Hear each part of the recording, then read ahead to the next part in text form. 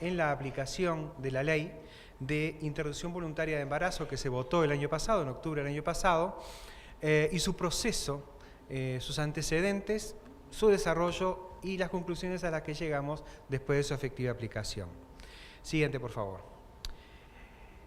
Uruguay ha logrado reducir la muerte por maternidad sustancialmente, gracias a políticas de salud pública, y uno de sus principales instrumentos ha sido justamente la reducción de muerte derivada de aborto en condiciones de riesgo, lo cual es fruto de un largo proceso que involucró al Estado, a la cátedra, a la academia, tanto a la academia médica como a la jurídica, y a la sociedad civil.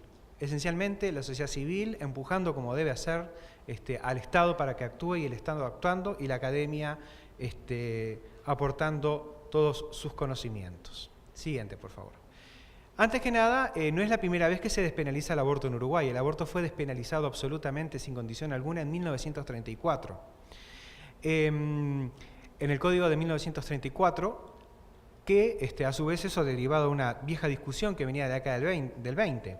Y una de las razones que se planteaban para su despenalización en el 34 las daba el mismo autor del código, que decía: la consecuencia invariable de la represión efectiva del aborto sería que el aborto tendería a hacerse cada vez más misterioso, más reservado, más empírico y por consiguiente más peligroso para la mujer. La efectiva impunidad del delito hace que el aborto se practique por manos expertas, por parteras y aún por los médicos. Ya la cátedra jurídica, y estoy hablando del doctor Violeta Goyena, que es un hombre muy conservador, muy conservador, pero entendía de que no había razón jurídica, ni de criminología, ni de salud pública que ameritara la penalización del aborto. Lamentablemente, siguiente, en 1938, a instancias de la Iglesia Católica y de ciertos sectores conservadores, de un pacto político que consistió: yo te doy una ley que penaliza el aborto, tú me votas una ley de presupuesto, el gobierno de la época penalizó el aborto, pero con unas amplias gamas de excepciones: salvar el propio honor, eliminar el fruto de violación, causas graves de salud, razones de angustia económica. Y dichas razones obviamente iban a ser consideradas por el juez, pero la raíz de todo es que se penaliza la interrupción voluntaria del embarazo. Siguiente, por favor. Saltando unas cuantas décadas, vemos cómo ha funcionado esta ley, que penaliza el aborto, desde el punto de vista de lo que es la justicia penal. Periodo 1999-2008, casi 10 años, solo 121 procesamientos, solo 87 condenas y un promedio de 30.000 abortos por año. Pero muertes maternas, un tercio de las mismas se debían al aborto en condiciones de riesgo. Esto demuestra el más profundo fracaso de esta política de criminalización del aborto. Porque no solo no evita la conducta que pretende prohibir, sino que a su vez produce un daño mayor a la vida de las mujeres. Directamente, estas políticas matan. No van al objetivo de preservación de vida alguna, sino a la imposición de otras cosas, menos la protección de la vida. Sin hablar de las secuelas que pueden producirse aún sobreviviendo la mujer en la salud de la mujer. ¿Qué hacer ante este aumento de muertes maternas provocadas por condiciones de riesgo? Ahí la cátedra tuvo mucha importancia, la sociedad civil tuvo mucha importancia. Se crea, yo voy a ser muy resumido en esto, iniciativas sanitarias contra el riesgo de aborto provocado en condiciones de riesgo, que plantea dos puntos esenciales: el asesoramiento pre- y posaborto, preaborto a efectos de la información sobre el riesgo del aborto, posaborto a efectos de detectar precozmente y prevenir complicaciones, así como rehabilitar a la paciente de manera integral y desarrollar medidas de anticoncepción inmediata. Y la confidencialidad que ya existía en nuestro Código Penal, que establece que ningún profesional puede hablar bajo ninguna circunstancia de lo que se dice, en particular los médicos, en la consulta. Garantiza a la mujer que su consulta, incluso la posaborto, donde supuestamente ya se ha cometido el ilícito, no tendrá el riesgo de terminar en un juzgado o terminar presa. Y respecto al profesional, se ve amparado, pues en caso de ser llamado a declarar, podrá ampararse en efectos de decir: yo no voy a declarar sobre algo que está prohibido para mí hablar. Y desde el punto de vista judicial, hacer algo prohibido contra una ley prohibitiva, justamente, es nulo. Y por tanto la prueba que se obtenga por ese medio es nula. Siguiente. Ahora, ¿cómo ha evolucionado normativamente el Estado? Porque esto fue la academia y la sociedad civil que ha actuado primariamente. Allá por el año 2002, en donde hubo un aumento por la crisis económica del aborto. Porque aparte de esto, crisis económica, pobreza, por tanto no solo matábamos a la mujer, sino que la discriminábamos por pobre también, porque entre las personas de menores ingresos es donde se producía la mayor cantidad de muertes. Primero se da la aprobación de la ordenanza 369/004, que recoge la experiencia de iniciativas sanitarias, llamada Asesoramiento para la Maternidad Segura, Medidas de Protección Materna. Bueno, ustedes ven el título ahí.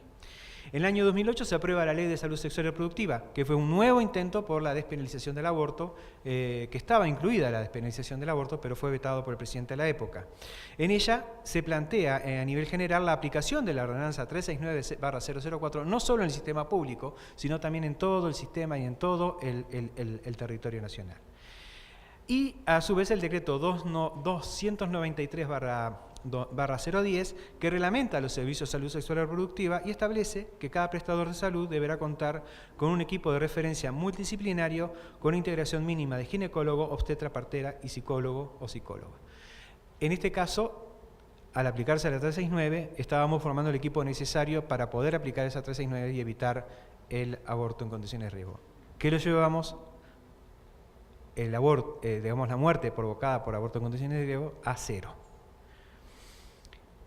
Pero lamentablemente esto con ser bastante no fue suficiente. Tuvimos en el año 2012 2 muertes provocadas por aborto inseguro, que lamentablemente no hubo el asesoramiento correspondiente y bueno, hubo 2 fallecimientos. El 22 de octubre se vota la ley de despenalización y al mes se vota el decreto reglamentario, que vamos a pasar a describir a continuación. Principios rectores, siguiente por favor.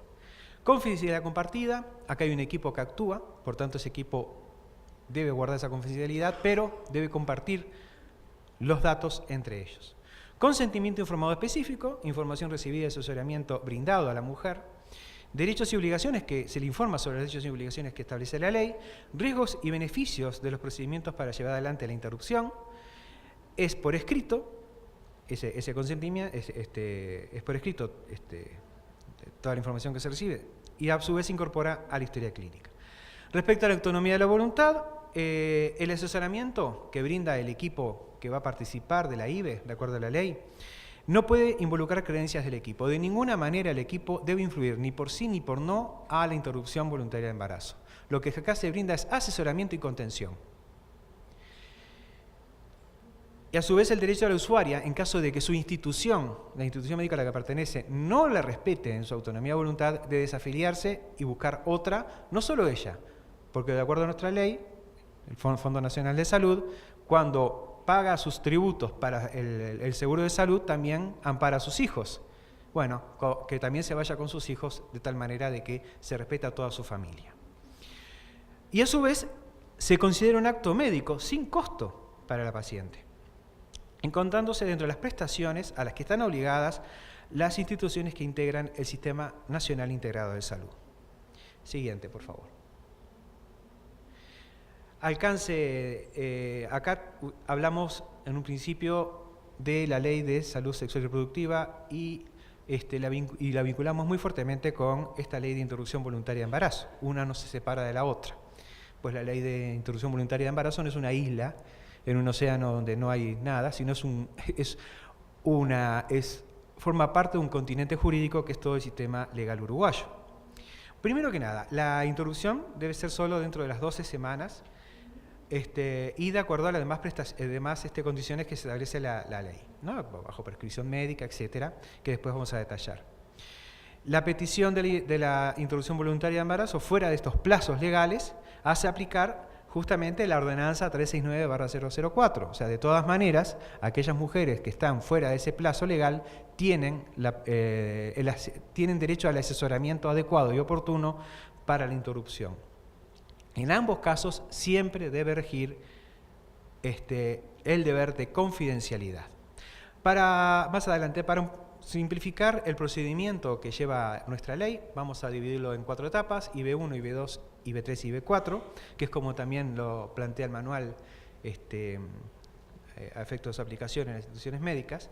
En la IB1 simplemente la mujer deberá pedir consulta médica ante su prestador de salud y en la misma manifestar su voluntad de interrumpir el embarazo, y el médico la refiere al equipo interdisciplinario.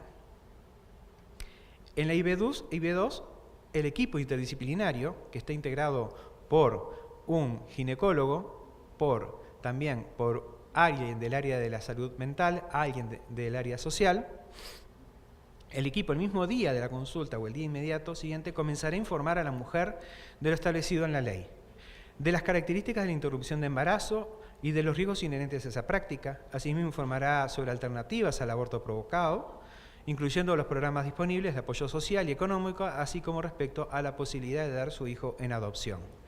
Se le da todas las alternativas posibles. Se le informa, se le asesora, se le contiene. Ya una vez que pasa el equipo y que pasa el plazo que establece la ley, establece un plazo mínimo entre que hace la consulta, entre que pasa por el equipo indisciplinario y que se procede a la IBE, se pasa a la IB3, que justamente es, pasado el plazo de 5 días que establece la ley, la mujer podrá solicitar consulta con el médico ginecólogo, porque solo lo puede practicar un médico ginecólogo de acuerdo a la ley, la que se otorgará dentro de las 24 horas. Y si la mujer manifiesta que ratifica su voluntad de interrumpir el embarazo, el médico ginecólogo coordinará de inmediato una indicación clínica a ese fin, que le establecerá a su vez en acuerdo con su paciente. Esta ratificación deberá ser expresada por consentimiento informado, firmado por la mujer y sin compartir historia clínica, aunque hay que hacer la salvedad de que, de acuerdo a nuestra normativa sobre habeas data, sobre derecho a la información, la mujer puede excluir de la historia clínica todo este acontecimiento, y tiene derecho a hacerlo. Y después pasamos a la etapa siguiente, de la IB4, que si bien no está ni en el decreto reglamentario ni en la ley, va de suyo que es necesaria. La misma se realiza ante ginecobstetra, obstetra, partera o médico de familia, a efectos de asegurar la eficacia del procedimiento, la salud y seguridad de la paciente y completar la información que requiere la salud pública. Es aquella, justamente, asesoramiento post-aborto. Vamos a hablar un poco de la actuación del equipo interdisciplinario porque es uno de los digamos, principales problemas que nos encontramos al momento de hacer la reglamentación. Bueno, como dijimos, el médico en la primera consulta referirá a la mujer al equipo. Las instituciones deberán dictar disposiciones a efectos de cómo se hace esa derivación a la Junta Nacional de la Salud, que es el órgano que regula el cumplimiento del Sistema Nacional Integrado de Salud. Si el médico en la primera consulta justamente es un ginecólogo, puede integrar ese equipo y ahí ya empieza, y convoca a los restantes miembros, y ahí ya empieza, ahí mismo ya puede empezar el asesoramiento. Las entrevistas podrán ser por separado, a efectos de que no se genere la sensación que la mujer está frente a un tribunal, porque a veces una de las grandes críticas que se hizo a esta ley es eso, de que podía encontrarse la mujer frente a 3 personas y más que frente a un asesoramiento podía tener la sensación de estar ante un tribunal que lo estoy juzgando, y esa no es la idea de este equipo interdisciplinario. Y si es necesario, dependiendo de las circunstancias, lo podrá hacer en conjunto, pero siempre coordinando entre ellos. Siguiente. Acá hablamos del plazo de reflexión, que ya hablaba de 5 días. Corre a partir del mismo día en que la mujer comienza a recibir el asesoramiento. Como dije, si justamente el ginecólogo que la atiende es el ginecólogo que va a participar del equipo interdisciplinario, ahí empieza a correr el plazo de 5 días. A la hora 0 del 6º día ya se puede proceder a la interrupción. La mujer puede ir, pedir consulta con ginecólogo para ratificar su voluntad de interrumpir el embarazo, y esa consulta se debe producir dentro de las 24 horas siguientes. Y ahí se procede a la IBE. Siguiente, hay otro escollo que podemos encontrar, que es la entrevista con el progenitor, que la establece la ley, fue una de las condiciones. Esta ley fue muy acordada, muy pactada, ¿no?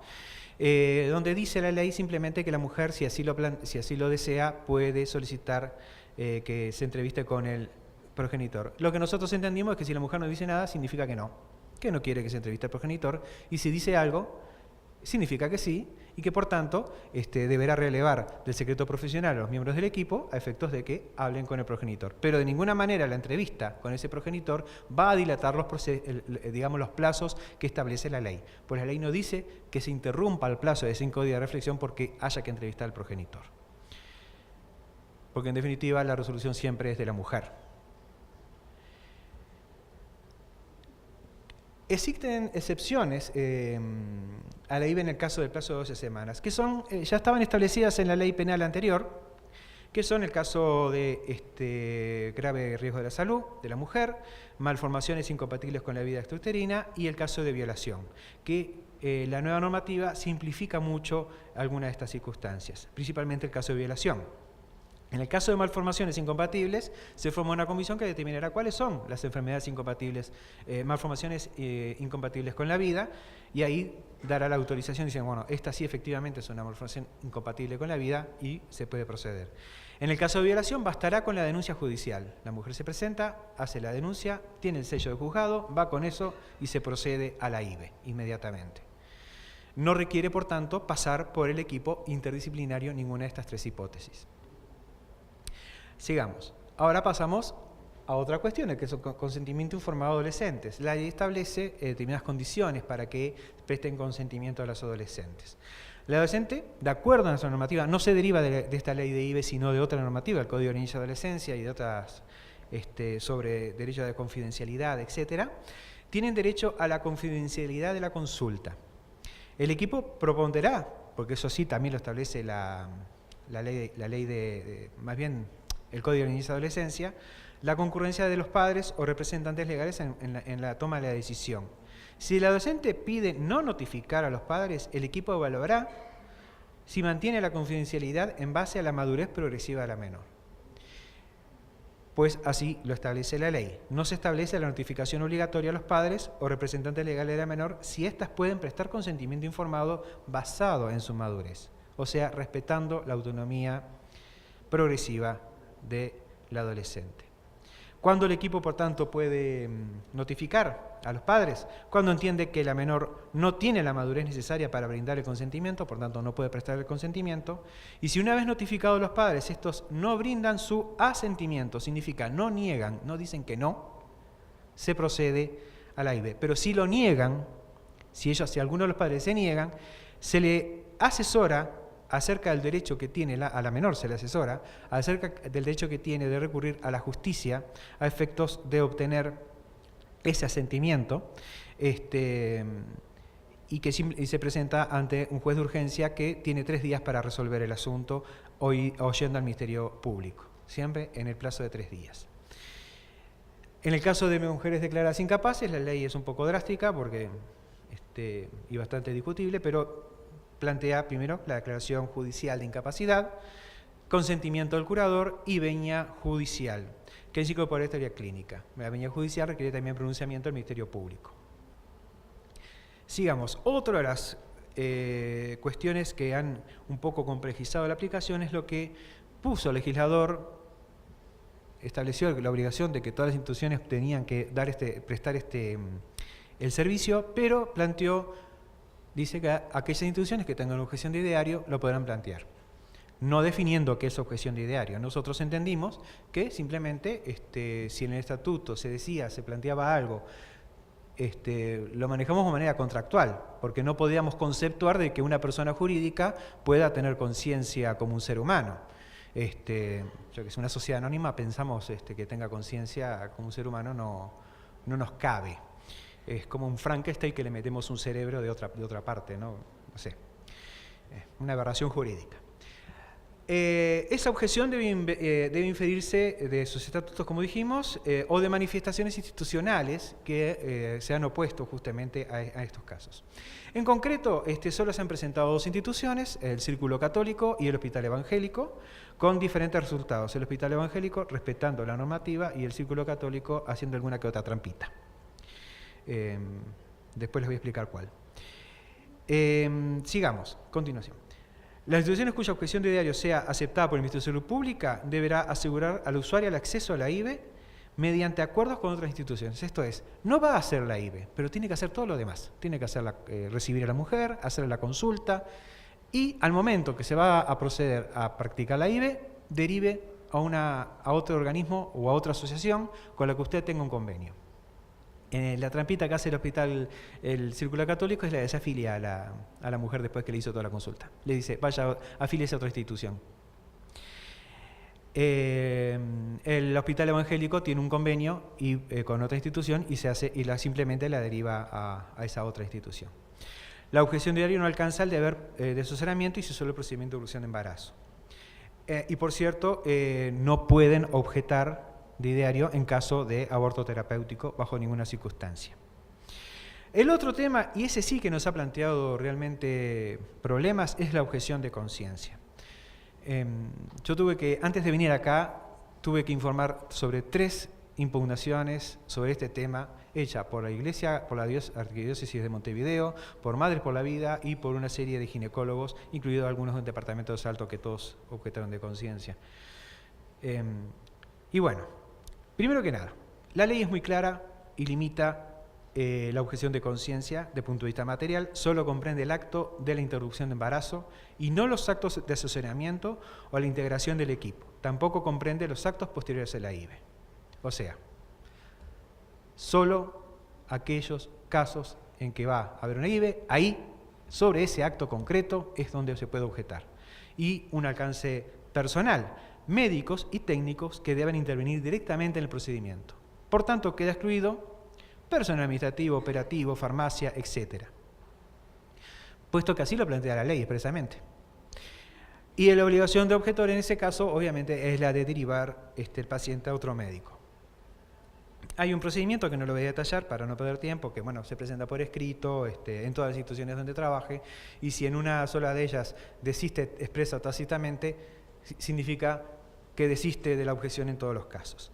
Vamos a los resultados. Pero vamos a ver antes de los resultados, ¿qué pasaba antes? No, anda para atrás. Te fuiste muy para atrás. ¿Estabas bien? Sí. Ahí. Bueno, ¿cómo estaba el tema de mortalidad materna por aborto inseguro? En el mundo un 13%, en el año 1990-2000, en ese periodo, ¿no? 13%, Latinoamérica 21%, Sudamérica 25%, Uruguay 29%, lo cual era una verdadera vergüenza nacional. Y para peor, en el sistema público, que es donde van las mujeres pobres, eso subía al 48% de muertes maternas, digamos, a causa de aborto inseguro. Siguiente. ¿Qué pasa ahora con la ley?